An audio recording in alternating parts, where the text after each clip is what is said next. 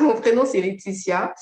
Je suis drépanocytaire SS, donc une des formes sévères, les plus sévères de la maladie, donc qu'on appelle homozygote. Et donc, je suis infirmière, j'ai également un master en santé publique et je suis patiente experte.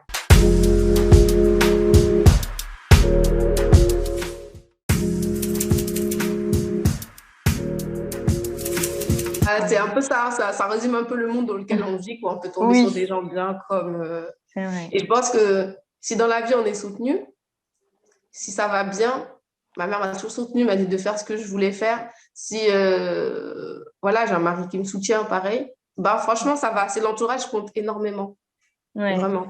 ça En c'est vrai. rentrant chez moi, j'étais soutenue, donc je me blindais pour la journée, quoi, quand je partais en stage.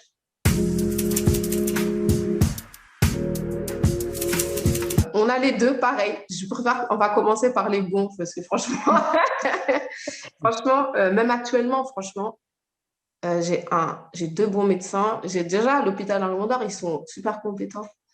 Et là, comme j'habite dans le 95, je ne m'attendais pas et je suis soignée dans un hôpital, mais l'équipe médicale, mais au complet, que ce soit le médecin et les infirmières, mais ce sont, je sais, quand je suis là-bas, je me sens bien et c'est Ouais. un problème. Chez nous, les DREPA, quand on veut être hospitalisé, des fois, on ne veut pas parce qu'on sait que ça va mal se passer. Mm. Moi, je sais que ça va bien se passer, sauf peut-être aux urgences, des fois, où comme on tourne beaucoup de soignants, il y en a qui ne sont pas formés et c'est toujours là que ça pêche, on va dire. Voilà. Mais sinon, en service, mais là où je suis, c'est magnifique. Ils s'occupent super bien. Enfin, en fait, ils comprennent la douleur. Et dans l'équipe, les infirmières, enfin, des fois, je parle pas, j'ai mal. Elles voient que j'ai mal.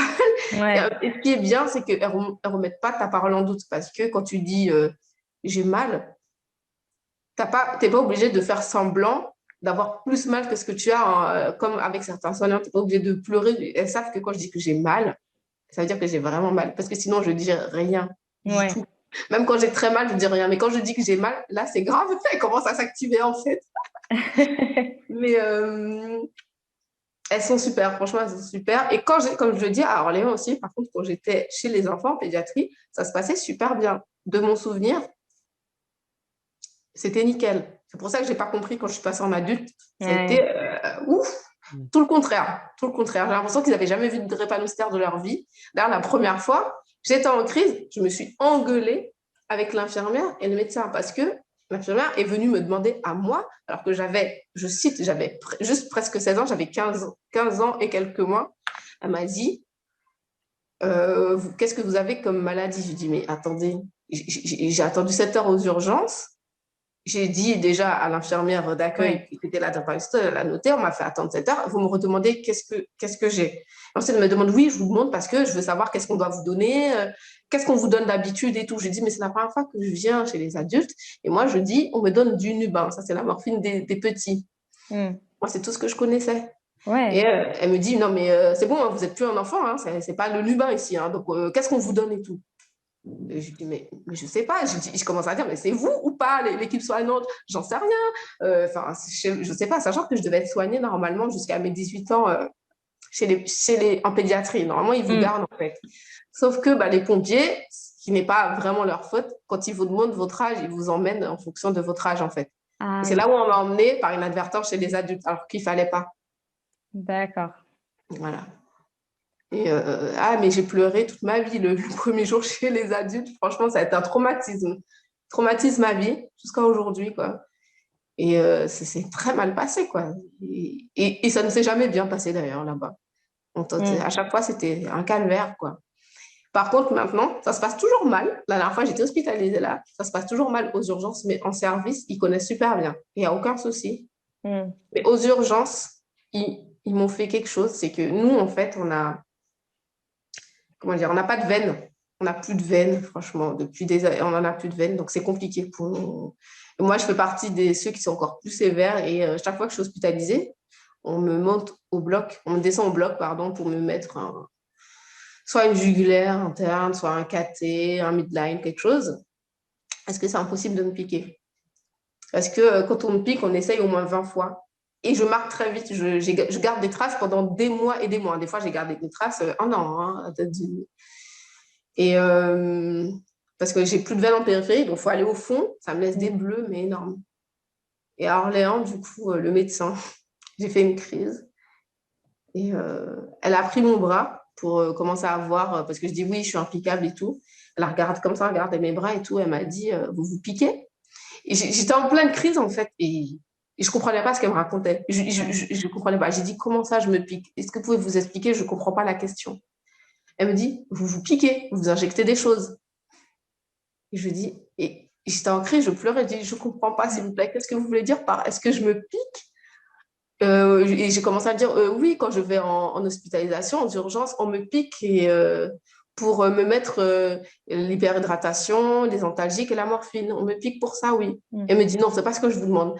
Est-ce que vous, chez vous, et là, elle me pose plus la question, elle me dit, ça se voit, vous vous piquez et vous injectez des choses. Et là, j'ai compris, en fait. Et là, j'ai dit, pardon? Elle me dit, tout ce qu'il y a sur votre bras, là, qu'est-ce que c'est? Et là, j'ai dit, mais non, mais en fait, je suis impeccable, on me pique au moins 20 fois et j'ai des traces. Et là, elle s'est tournée vers sa collègue, comme si, en plus, j'étais devenue sourde. Ouais. Elle était par les deux infirmières derrière qui devaient s'occuper de moi et elle dit, c'est une droguée. Et mettez là dans le box là-bas. Et elles m'ont laissé là pendant toute une journée et toute une nuit. Et je ne pouvais pas que mon médecin n'était pas là. Ah ouais. Et j'ai pleuré. Et je sonnais et ils avaient l'ordre de me laisser parce que j'étais une droguée, en fait. Que je venais, donc, on m'a rien. Pendant toute une journée et toute une nuit, j'ai même pas eu un Doliprane, rien pour soulager ma douleur. Et quand j'ai pu enfin appeler mon médecin de Paris pour lui expliquer la situation, je suppose qu'il a appelé très vite parce qu'en 5 minutes, bizarrement, ils m'ont tout mis.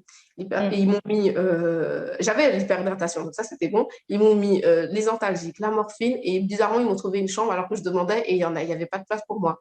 Ah oui. Et tout est arrangé en 5 minutes, mais chrono. Ouais. J'ai vécu une expérience là-bas, et je me dis ça, c'était il y a 2 ans. Enfin, c'est horrible, en fait. Ça devrait faire partie de la formation des professionnels de santé, obligatoirement, que ce soit les infirmières, les aides-soignantes et les médecins, parce que la drépanocytose, c'est la première maladie génétique en France. Donc, si tu travailles aux urgences, tu as mais de très fortes chances de rencontrer un drépanocytaire. Ouais. Non. Donc, et ça, c'est un vrai problème parce qu'on vit des choses aux urgences qu'on ne devrait pas vivre, vraiment. Et ça nous empêche d'aller à l'hôpital parce qu'on a peur. Et la drépanocytose, si on reste comme ça, pendant qu'on fait une crise, il peut y avoir des complications très lourdes, vraiment. Il faut vraiment la prendre en charge très vite pour éviter beaucoup de complications.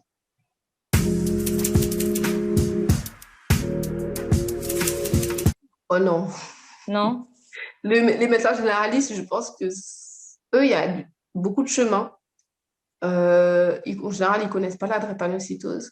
Moi, mon médecin généraliste, la première fois que j'en ai un, quand j'étais à Créteil, la phrase qu'elle m'a dite, elle m'a dit, non, mais moi, en général, je ne prends pas des drépanocytaires. Les drépanocytaires me font peur.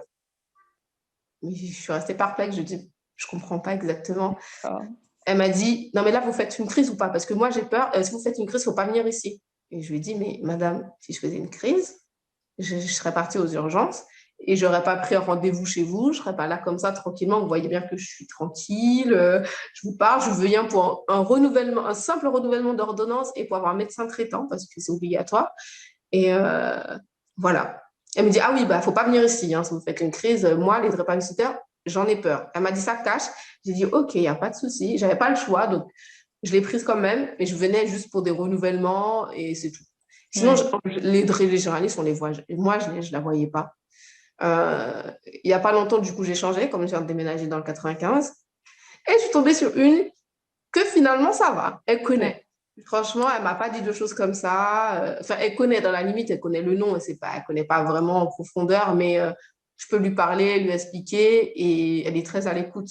Voilà. Après, comme j'ai une relation vraiment plus proche avec mon spécialiste, dès que j'ai besoin de quelque chose, j'ai pris l'habitude de lui demander à lui. Et je ne vais même pas voir ma généraliste finalement parce que c'est une habitude que j'ai prise ces dernières années à cause de l'autre généraliste. Donc, quand je vais chez elle, c'est juste pour un renouvellement d'ordonnance. Elle a juste à copier une ordonnance. ou si j'ai autre chose que l'ADREPA, quoi. Mais pas pour l'ADREPA. Même quand on me demande, oui, est-ce qu'on envoie votre compte rendu d'hospitalisation à votre généraliste, je dis non. Enfin, je dis si vous voulez, mais enfin, je ne sais pas, est-ce qu'elle se rappelle même de moi? Elle m'a vu une fois. Si vous voulez.